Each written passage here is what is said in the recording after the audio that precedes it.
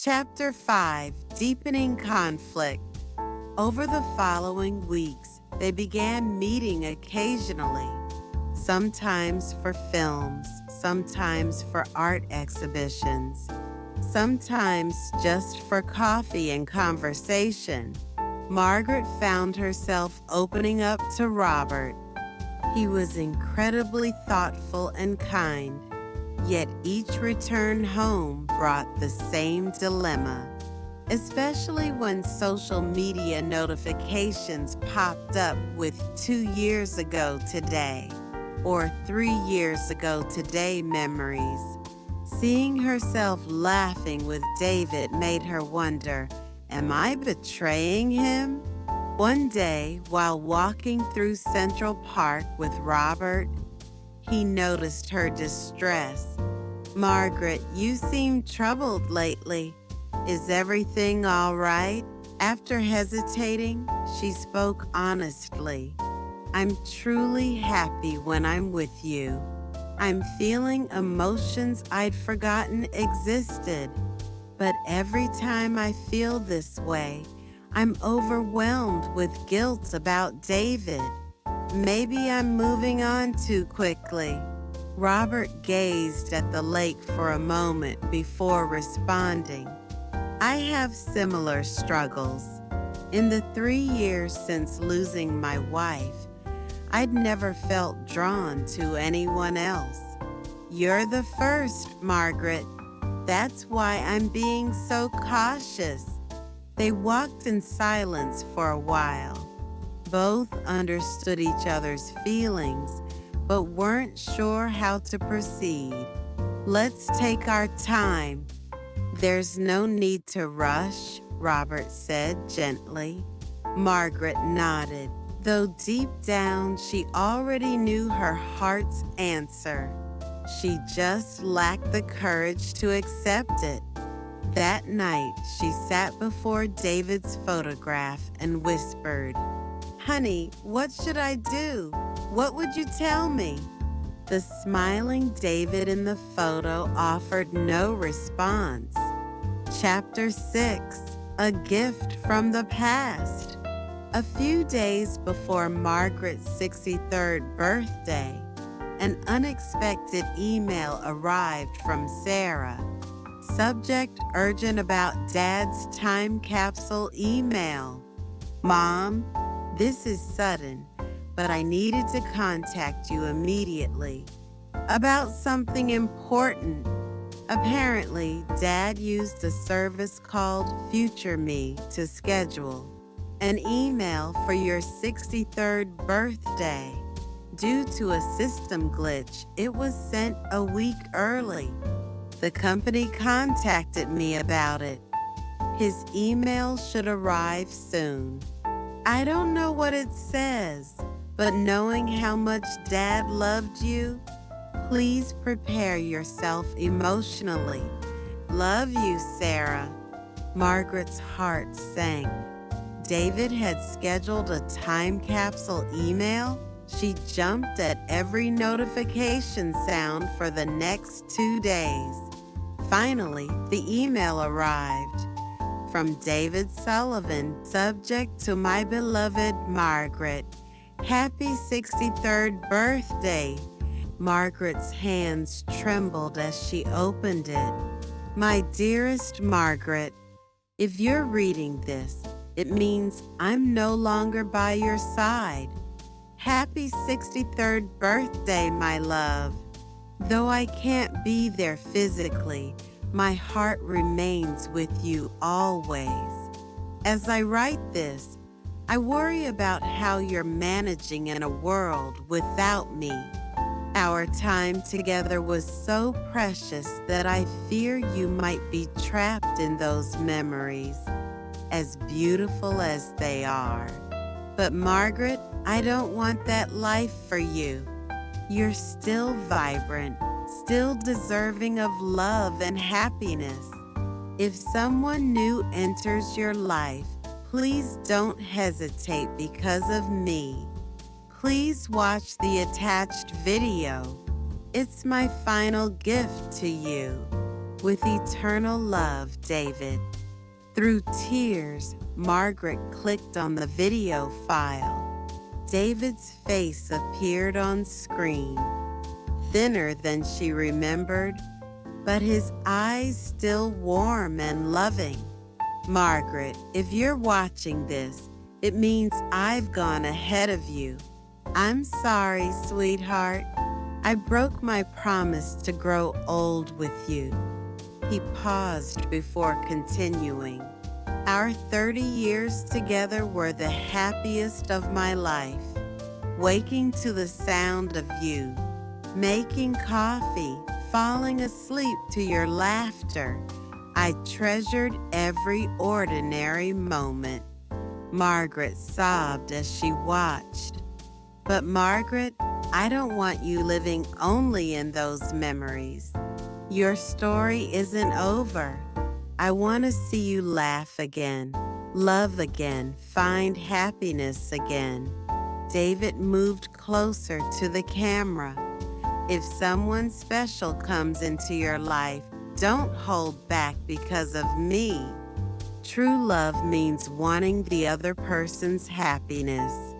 Your happiness is my happiness. That would be the greatest gift you could give me. The video continued. Remember, darling, our love shouldn't be chains holding you to the past, but wings helping you fly toward the future. Finding new love doesn't erase what we had. That love will always remain in your heart as a warm, beautiful memory. David smiled before his final words. My beloved, be free now. Let go of any guilt and live for yourself. And sometimes, just sometimes, when you watch a sunset, remember me. I love you, Margaret, always and forever. When the video ended, Margaret cried for a long time. But these tears were different, not just of sadness, but of liberation and gratitude. Through David's message, she realized what had truly been binding her wasn't his memory, but her own guilt about it. True love means setting the other person free. Margaret walked to her smart speaker. Alexa, send a message to Robert. What would you like to say? Robert, would you like to see a movie this weekend? There's something I'd like to see together, and I have something to tell you. Message sent, Margaret. Chapter 7, A New Beginning. That weekend, Margaret and Robert met again at the film forum. This time, Margaret looked different, as if a weight had been lifted from her shoulders. Before the movie, at a nearby cafe, Margaret told Robert about David's message. He listened quietly and attentively. What an extraordinary man, to leave such a message for someone you love. He must have thought about it deeply. Yes, I finally understand what he truly meant, and I can forgive myself now. Robert shared similar thoughts about his own journey and how his late wife often said, "Your happiness is my happiness too." We've been living in the past too long, Margaret observed. Perhaps that time helped us appreciate what we have now. Even more, Robert replied. That day they watched Cinema Paradiso. Walking out of the theater, Robert asked, "What kind of films would you like to see together in the future?" "I think I'd like to watch new stories, hopeful ones that aren't bound by the past." I feel the same way. Strolling through Washington Square Park, they discussed future plans. Margaret wanted to return to design work, perhaps mentoring young designers. Robert was ready to pick up his camera again, this time documenting people making fresh starts. The sun was setting, painting the sky in brilliant oranges and purples. I used to think sunsets meant endings, Margaret said.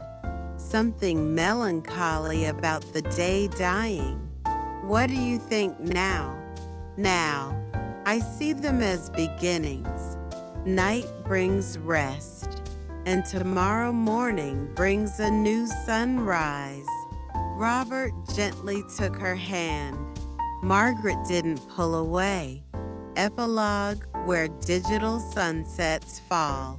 6 months later, Margaret and Robert had become partners in both love and work.